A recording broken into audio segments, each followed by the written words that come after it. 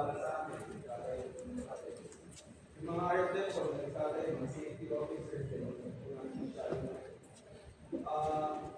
we pray also po for yung sa mga nakatulong po sa amin in the past. We will not take for granted our parents, our relatives, our elders, our teachers before, Lord. Mga kaibigan ko namin yung grade school, high school, college.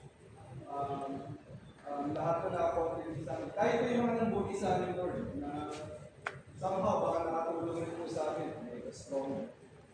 Lahat nagpapasalamat namin. We also call those blessings. Mga pinagdaanan po namin, Lord, na nagpasan po namin.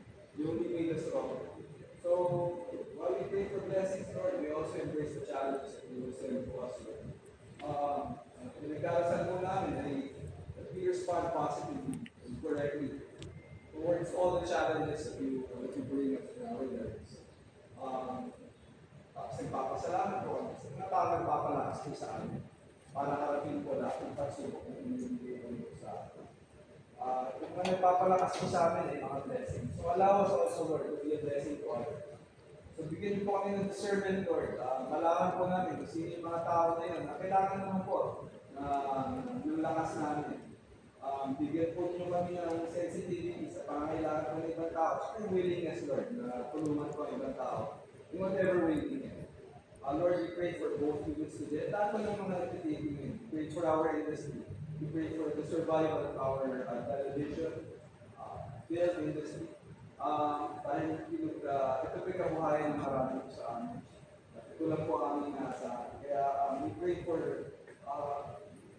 papasiglahin din pa po ang aming news together. We pray for our loved ones who are not with us right now. Pamula po kami, Lord, please protect them. Surround them, Lord, with people who will be good for them. We will care for them. As we pray for that, we also pray that you give us the kind of qualities, Lord, na magiging ganun rin po kami sa aming mga tao.